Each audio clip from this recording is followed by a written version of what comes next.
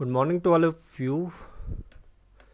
आज हम बात करेंगे जो हमारा टॉपिक पढ़ चुके हैं अभी तक हमने अभी तक पढ़ा था constitutional development of India, Bharat का संविधानिक विकास।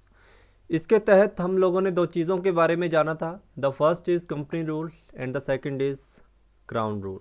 कंपनी रूल को अभी हम डिस्कस कर रहे हैं, इसके साथ ही हम डिस्कस करेंगे क्राउन रूल के ऊपर। तो मैंने आप लोगों को कंपनी रूल पढ़ाना शुरू किया था, जो आप लोगों का स्टार्ट हुआ था 1773 के रेगुलेटिंग एक्ट के साथ। आई होप आप लोग सब इन सेशन को एंजॉय कर रहे होंगे और आप लोगों को सब कुछ पढ़ने को अच्छे से मिल रहा होगा। तो प्लीज़ कॉपी पेन अपने साथ रखिए और समझिए जो जो चीज़ें मैं आप लोगों के साथ डिस्कस कर रहा हूँ। तो 1773 रेगुलेटिंग एक्ट से पहले आप लोगों को पता होना चाहिए, उसमें आप लोगों के साथ मैंने डिस्कस किया था कि बंगाल का जो आप लोगों का गवर्नर था, ठीक है, बंगाल का गवर्नर अब कहलाने लग पड़ा था गवर्नर जनरल ऑफ बंगाल। ठीक है, पहले वो सिर्फ गवर्नर कहलाता था, अब कहलाने लग पड़ा गवर्नर जनरल ऑफ बंगाल, जिसके कारण इसकी काफ़ी शक्तियों को, इसकी पावर्स को बढ़ाया गया। और इसी के तहत आप लोगों के जो मद्रास और बॉम्बे के गवर्नर थे वो भी इसी के तहत या इसी के अंडर काम करना स्टार्ट कर रहे थे। इसके अंतर्गत मैंने आप लोगों के साथ कुछ बातें की थी, जिसमें मैंने आप लोगों को बताया था कि 1784 में आप लोगों के सुप्रीम कोर्ट की एस्टेब्लिशमेंट हुई थी। सो आप लोगों का सुप्रीम कोर्ट था, उसको या सर्वोच्च न्यायालय की आप लोगों की स्थापना की गई थी, ठीक है, और की गई थी आप लोगों की कलकत्ता में, जिसके तहत आप लोगों के 4 न्यायाधीश नियुक्त किए गए थे, जिसमें बनाए गए पहले चीफ जस्टिस, जिनका नाम था लॉर्ड एलिजा इम्फे। इसके तहत 3 और पर्सन थे जो न्यायाधीश बनाए गए, जिसमें एक थे लॉर्ड हाइट, एक थे लॉर्ड चैम्बर और एक थे लॉर्ड लीमास्टर। इतना हमने पढ़ा था, ये इंपॉर्टेंट चीज़ें हैं, वही मैं आप लोगों के साथ डिस्कस करूंगा। इसके अलावा आप लोगों ने पढ़ा पीट्स इंडिया एक्ट, जो कि इसके बाद आया था 1793 के चार्टर एक्ट, ठीक है। और लास्ट में आप लोगों ने पढ़ा था मेरे पास 1893, जिसके तहत भारत में आए थे आप लोगों के ईसाई मिशनरी। ईसाई मिशनरी का भारत में आगमन हुआ और इसी के तहत आप लोगों से मैंने एक और बात कही थी कि भारतीय शिक्षा प्रणाली के बारे में सोचा जाने लगा। और इसी के अनुसार आप लोगों की जो भारतीय शिक्षा प्रणाली थी, इंडियन एजुकेशन सिस्टम था, इसके लिए बजट बनाया गया या इसके लिए 1 लाख रुपए प्रति सालाना आवंटित करने स्टार्ट किए। और साथ में मैंने आप लोगों के साथ डिस्कस किया था कि भारत में ईस्ट इंडिया कंपनी के जितने भी ट्रेड मोनोपोली थे, जितने भी व्यापारिक अधिकार थे, उनको ख़त्म कर दिया गया और सिर्फ 2 ही अधिकार उनको दिए गए, जो थे आप लोगों के, एक चीन का व्यापार और एक चाय का व्यापार, ठीक है। इसी के साथ आप लोगों का 20 साल बाद एक और चार्टर एक्ट आएगा, जो कहलाएगा 1833 का चार्टर एक्ट। इसके तहत आप लोगों के काफ़ी इम्पोर्टेंट कार्य होते हैं, काफ़ी इम्पोर्टेंट वर्क होते हैं, जिनके बारे में डिसीज़न लिए गए, जिनके बारे में कुछ चेंजेस किए गए, जो पीछे के थे उनमें सुधार किया गया। तो स्वागत करता हूं मैं आप लोगों का अपने चैनल में। मेरा नाम है सौरभ टपरियाल और आप लोग मुझे जानते हैं काफ़ी पहले से। और आज हम बात करेंगे कॉन्स्टिट्यूशनल डेवलपमेंट ऑफ इंडिया। मेरे द्वारा आप लोगों के लिए एक फ्री कोर्स चलाया गया है, जो कि रहेगा आप लोगों का इंडियन पॉलिटी के ऊपर। टोटल 28 लेक्चर आप लोगों के इसके ऊपर रहेंगे और आप लोगों के जितने भी एग्ज़ाम होते हैं, basic to high level, from clerk to HAS exam, इसमें सारे कवर करवाऊंगा आप लोगों के साथ। आप लोग मेरे साथ जुड़े रहिए इस चैनल के ऊपर। तो कोशिश करूंगा इसके साथ हिस्ट्री, इंग्लिश और आप लोगों के लिए मैथ और रीजनिंग भी स्टार्ट करूं। बहुत जल्द मैं स्टार्ट कर दूंगा, बिकॉज 2 या 3 दिन में मेरा एचपी कोऑपरेटिव असिस्टेंट मैनेजर का बैच कंप्लीट हो रहा है। देन ये सारे बैच आप लोगों के फ्री रहेंगे यहाँ पे कुछ एक समय के लिए। उसके बाद पेड कोर्सेज स्टार्ट होंगे, बट इस वीक या इस मंथ कोई पेड कोर्स स्टार्ट नहीं होगा, नेक्स्ट मंथ से होंगे। तो बात करते हैं आगे की। तो इसके बाद आप लोगों का ठीक कुछ समय के बाद, ठीक कुछ साल के बाद आप लोगों का एक और चार्टर एक्ट पास होता है इंडिया में। इसके तहत कुछ एक डिसीज़न लिए गए हैं आप लोगों के। तो पहला डिसीज़न इसमें लिया गया कि जो एडमिनिस्ट्रेशन होगा ईस्ट इंडिया कंपनी का, उसको सेंट्रलाइज कर दिया गया है, ठीक है। Administration of company become centralize, company के प्रशासन का केंद्रीयकरण किया गया, जिस कारण आप लोगों का जो बंगाल का गवर्नर था उसकी पावर्स को बढ़ा दिया गया, जिसे कहा जाता था गवर्नर जनरल ऑफ बंगाल। ठीक है, इंपॉर्टेंट चीज़ है, प्लीज़ इसको ध्यान से नोट डाउन कर लीजिए। जिसे कहा जाता था पहले गवर्नर जनरल ऑफ बंगाल, अब इसे कहा जाने लग पड़ा गवर्नर जनरल ऑफ इंडिया। तो ये आप लोगों के लिए इंपॉर्टेंट है, क्वेश्चन आप लोगों से सीधा पूछा जाता है कि गवर्नर जनरल ऑफ बंगाल की पोस्ट समाप्त करके गवर्नर जनरल ऑफ इंडिया की पोस्ट किस एक्ट के तहत हुई थी। तो याद रखना आप लोगों ने, चार्टर एक्ट ऑफ 1883। ठीक है, तो ये इंपॉर्टेंट आप लोगों का है।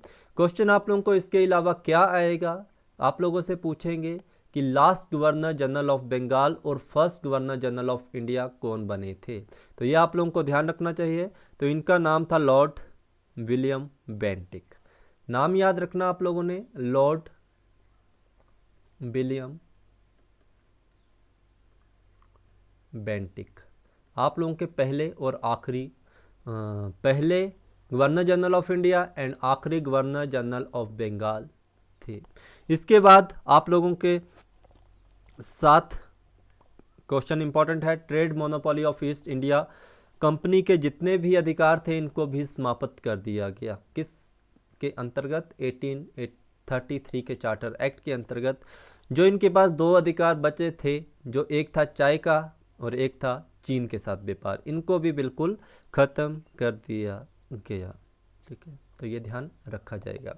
जैसे ही यहाँ पे ईस्ट इंडिया कंपनी के जितने भी अधिकार थे उनको ख़त्म कर दिया गया, उसी के तहत 1833 के चार्टर एक्ट के तहत ये भी अनाउंसमेंट कर दी गई कि कोई भी ब्रिटिशर भारत में आकर अपने जगह या ज़मीन या लैंड परचेज कर सकता है और उसे भारत में व्यापार करने का हक है। पहले सारा व्यापार करने का हक होता था आप लोगों की कंपनी के पास, अब किसी भी ब्रिटिशर के पास भारत में ज़मीन खरीदने का अधिकार और साथ में भारत में व्यापार करने का अधिकार 1833 के चार्टर एक्ट के अंतर्गत अनाउंस कर दिया गया।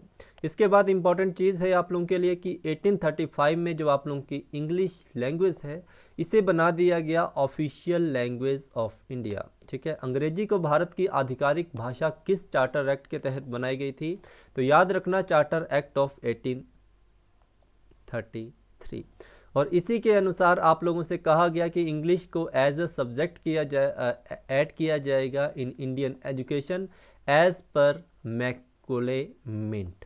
लॉर्ड मैकोले की अध्यक्षता में एक रिपोर्ट या एक कमेटी बनाई गई और उस कमेटी में ये कहा गया कि आप लोग बताइए कि भारतीय शिक्षा प्रणाली में किस तरह की खामियां हैं और किस तरह इनको दूर किया जा सकता है।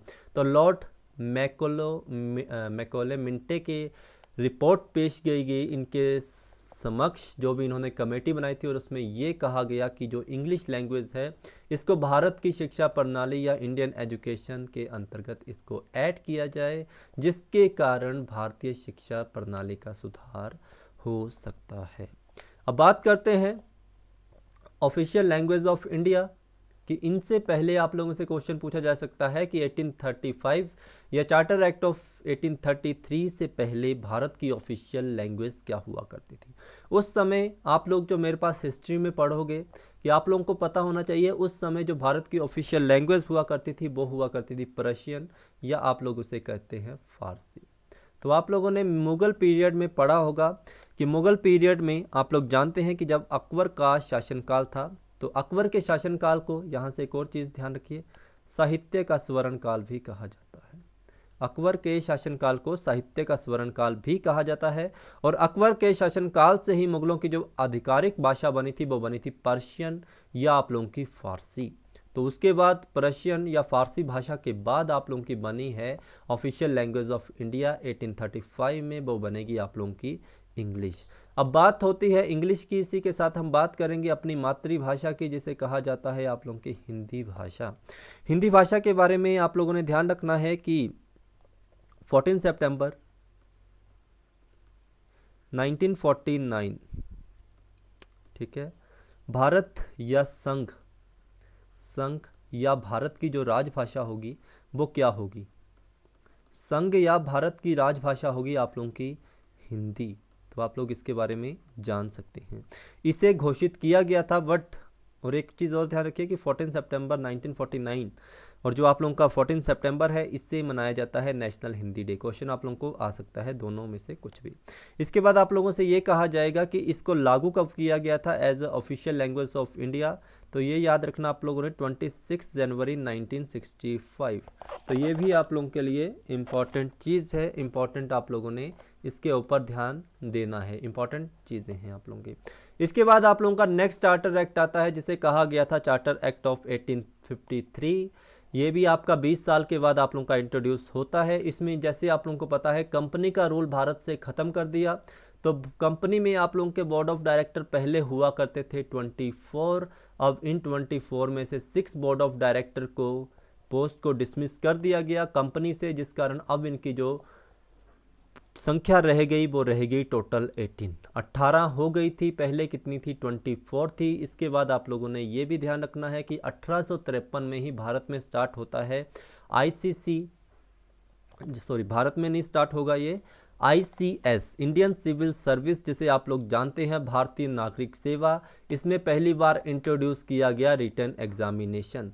पहले इसमें रिटन एग्जामिनेशन नहीं हुआ करता था बट 1853 में इसमें रिटन एग्जामिनेशन आप लोगों का करवाया गया था। ठीक है, तो क्वेश्चन आप लोगों से पूछा जा सकता है कब करवाया गया था और इसके फर्स्ट रिटन एग्जामिनेशन कहाँ पे हुआ था, तो याद रखना आप लोगों ने लंदन में हुआ था। फर्स्ट रिटन एग्जामिनेशन कब से लेके कब तक लंदन में होते थे, 1853 से लेके 1922 तक आप लोगों के जितने भी आईसीएस के एग्ज़ाम रिटन होते थे वो सारे आप लोगों के लंदन में होते थे। अब बात की जाए भारत की, तो भारत में कब हुए थे, तो भारत में आप लोगों के 1923 में। ठीक है, तो ये क्वेश्चन आप लोगों से पूछा जा सकता है। एक और क्वेश्चन आप लोगों के लिए इंपॉर्टेंट बन सकता है कि आईसीएस जो आप लोगों का इंडियन सिविल सर्विस है, इसकी जब भारत में शुरुआत हुई थी तो कौन था उस समय भारत का वाइसराय गवर्नर जनरल, तो आप लोगों ने उनका नाम याद रखना है, लॉर्ड डलहौजी। लॉर्ड डलहौजी। ठीक है, इसके बाद आप लोगों से और 2 क्वेश्चन पूछे जा सकते हैं, भारतीयों से ही रिलेटेड 2 क्वेश्चन आप लोगों के बनेंगे। द फर्स्ट क्वेश्चन आप लोगों से बनेगा कि पहला ऐसा कौन सा भारतीय था जिसने आईसीएस परीक्षा को क्वालिफाई किया था, तो याद रखना आप लोगों ने नाम सुरेंद्र नाथ बनर्जी। सुरेंद्र नाथ बनर्जी। इसके बाद आप लोगों ने ध्यान रखना है कि फर्स्ट इंडियन आईसीएस ऑफिसर इन्होंने तो क्वालिफाई किया था, जो आप लोगों के सुरेंद्र नाथ बनर्जी थे। फर्स्ट आईसीएस ऑफिसर कौन से थे जो भारतीय बने थे, तो उनका नाम आप लोगों ने याद रखना, सत्येंद्र नाथ टैगोर। सत्येंद्र नाथ टैगोर। सत्येंद्र नाथ टैगोर के बारे में आप लोग जानते हैं, इनके भाई का नाम आप लोगों से पूछा जा सकता है, कौन थे इनके भाई, तो इनके नाम भाई थे रविंद्र नाथ टैगोर। रविंद्र नाथ टैगोर के भाई जिनका नाम था सुरेंद्र नाथ टैगोर, इन्होंने ये बने थे भारत के पहले आईसीएस ऑफिसर और भारत की ओर से पहले आईसीएस एग्ज़ाम को क्वालिफाई करने वाले पर्सन थे, उनका नाम था सुरेंद्र नाथ बनर्जी। तो ये दोनों चीज़ें आप लोगों के लिए इम्पॉर्टेंट है।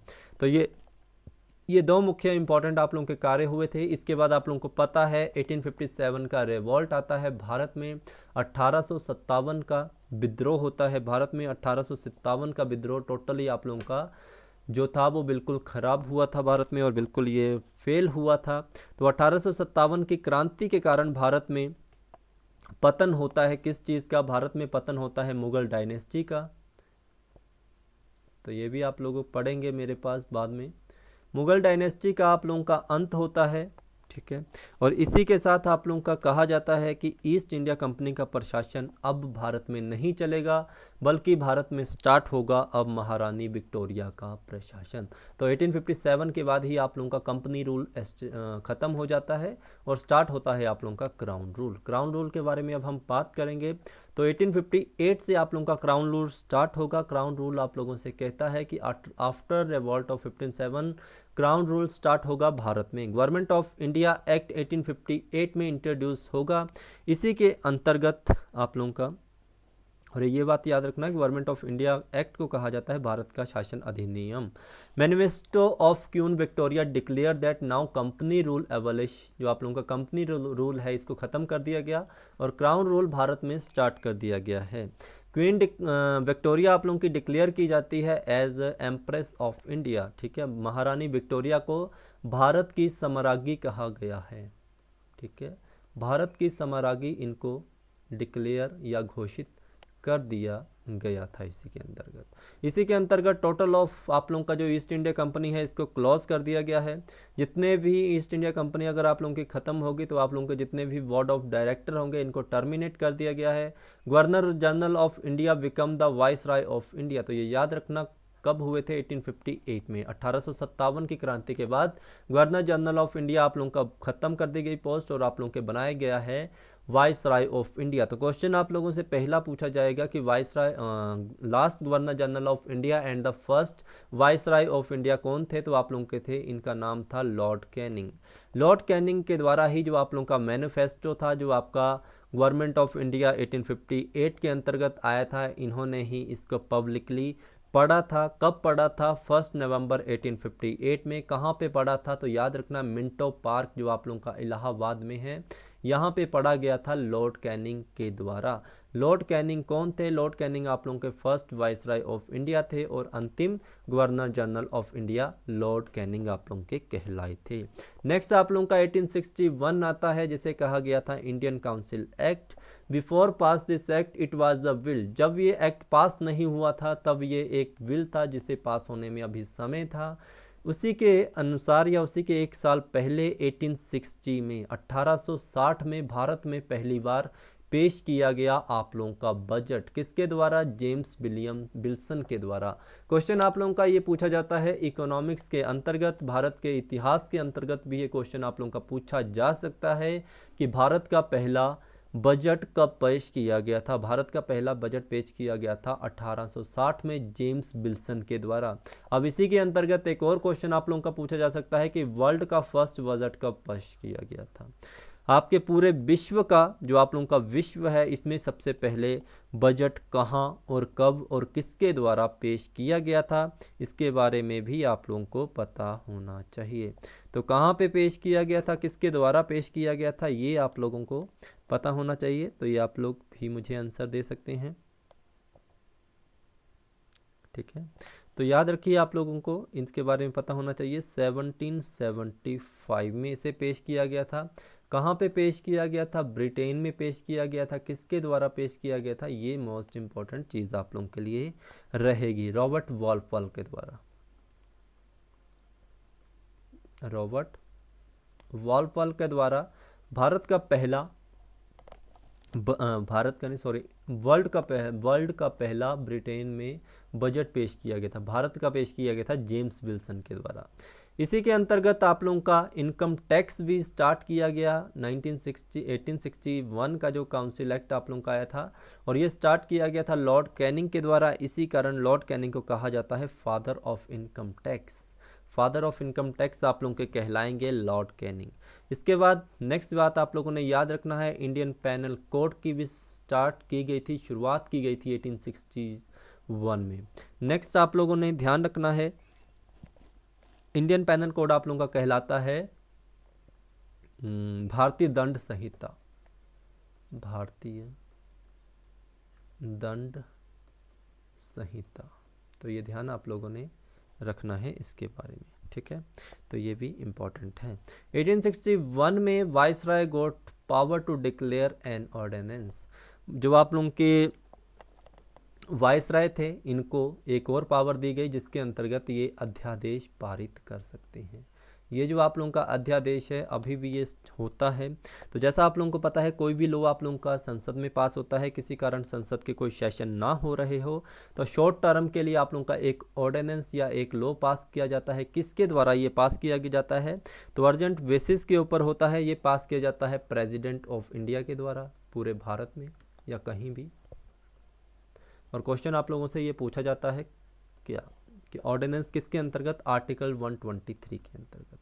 और governor of state, governor of state के द्वारा पास किया जाता है आर्टिकल 213। इसको याद करने का यही सिंपल वे है, इसका 123 है, 123 है, वो 213 है, ठीक है। इनके द्वारा एक अध्यादेश जारी कर सकते हैं। ये दोनों अध्यादेश आप लोगों का तब तक जारी रहेगा जब तक आप लोगों के प्रेसिडेंट या राष्ट्रपति के द्वारा नेक्स्ट स्तर नहीं बुलाया जाता। जैसे ही आप लोगों का नेक्स्ट सत्र जो आप लोगों का होता है, सेशन होता है, उसको बुला दिया जाता है, तो ये जो आप लोगों का ऑर्डिनेंस होगा सेशन के, जैसे मान लीजिए आज सेशन होता है तो ठीक इसके 6 सप्ताह बाद, 6 वीक के बाद ये जो आप लोगों का ऑर्डिनेंस होगा ये अपने आप हो जाएगा कैंसल। ये बात आप लोगों ने ध्यान रखना है। Ordinance passed by president of India under the rule या under the article 123 and governor of state article 213, और इसको एबलिश किया जाता है जैसे ही नया सेशन आप लोगों का स्टार्ट होता है उसके 6 हफ्ते के बाद, ठीक है। तो ये ध्यान आप लोग रखेंगे। 1862 में आप लोगों के 3 हाई कोर्ट को एस्टेब्लिश किया जाएगा, एक कोलकाता में, एक मद्रास में, एक आप लोगों का बॉम्बे में। 1862 में as per portfolio commission Lord Canning did classification of Indian department. Bharat का विभागीकरण किया गया किसके द्वारा? लॉर्ड कैनिंग के द्वारा, जिस कारण इनको भारत के विभागीकरण का जनक भी कहा जाता है, लॉर्ड कैनिंग को। दो नाम से इनको पुकारा जाता है, father of Indian department and father of income tax, Lord Canning. इसके बाद स्टार्ट होगा 1884 से लेके 1888 की बात की जाए तो भारत के जो वायसराय होंगे तो उनके बारे में आप लोगों को पता होना चाहिए। इन्हीं के द्वारा भारत में की गई कांग्रेस की स्थापना, इन्हीं के ऑर्डर के अनुसार कांग्रेस एस्टेब्लिश किया गया। कांग्रेस को एस्टेब्लिश किया गया किसके द्वारा? एक फॉर्मर आईसीएस ऑफिसर थे जिनका नाम था A.O. ह्यूम। कांग्रेस का मतलब क्या था ये भी आप लोगों ने ध्यान रखना है, ठीक है। क्वेश्चन आप लोगों के साथ एक मैं पूछता हूँ कि भारत में जो आप लोगों की कांग्रेस थी इसकी स्थापना किस वायसराय के द्वारा की गई थी और उन्होंने किसके द्वारा इसको एस्टेब्लिश करवाया था? A.O. ह्यूम में। आप लोगों ने मुझे लॉर्ड का नाम बताना है, वायसराय का नाम बताना है। तो आप लोगों के साथ कुछ एक चीज़ें मैं आप लोगों के साथ डिस्कशन करना चाहूँगा इसके बारे में। जो आप लोगों के ये वायसराय थे इनके द्वारा इनको आदेश दिया गया A.O. ह्यूम के कि भारत के जो ग्रुप बनाइए भारतीय लोगों का, जो कि डिलीजेंस पीपल होंगे, जो कि आप लोगों के डेलीगेट पीपल होंगे, जो कि पढ़े लिखे होंगे, समझदार होंगे और एक सही ओहदे के पर्सन होंगे, उनका एक ग्रुप बनाओ जिसके द्वारा हम एक कमेटी की स्थापना करेंगे, एक फर्म की स्थापना, एक पार्टी की स्थापना करेंगे जिसको नाम दिया जाएगा कांग्रेस, ठीक है। Group of delegate people is known as Congress. आप लोगों से क्वेश्चन पूछा जा सकता है कि कांग्रेस वर्ड किससे लिया गया था? कांग्रेस वर्ड आप लोगों का जो लिया गया है वो लिया गया है यूएस से, ठीक है, यूएस से लिया गया है। इसके बाद आप लोगों को ध्यान रखना है कि भारत में पहले इसका नाम था कांग्रेस, भारत में इंडियन नेशनल, ठीक है, 1892 में। कांग्रेस को 1885 से लेके 1892 तक पुकारा जाता था कांग्रेस। बट इसके बाद जो आप लोगों ने ध्यान रखना है, दादा भाई नौरोजी होंगे आप लोगों के, इनके द्वारा कांग्रेस के आगे 2 वर्ड का ही प्रयोग किया गया, इंडियन नेशनल।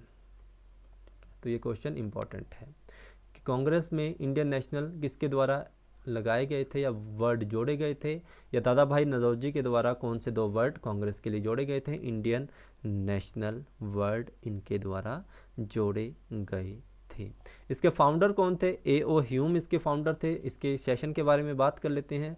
फर्स्ट सेशन जो इसका हुआ था वो कहाँ पे हुआ था, ये भी इंपॉर्टेंट आप लोगों के लिए हो सकता है। फर्स्ट सेशन इसका बॉम्बे में हुआ था। बॉम्बे में कहाँ हुआ था तो याद रखना आप लोगों ने, गोकुल दास तेजपाल संस्कृत विद्यालय में आप लोगों का भारत में कांग्रेस का पहला सेशन हुआ था। प्रेसिडेंट जो बने थे इनके, उनका नाम था W.C. बनर्जी, ठीक है। तो ये ध्यान आप लोगों ने रखना है। कांग्रेस के फर्स्ट सेशन के बाद ही अब भारतीयों ने ब्रिटिशर से डिमांड की कि उनको भारतीय राजनीति में इन्वॉल्वमेंट दी जाए। भारतीय राजनीति में पहले इन्वॉल्वमेंट फुली आप लोगों की होती थी किनकी?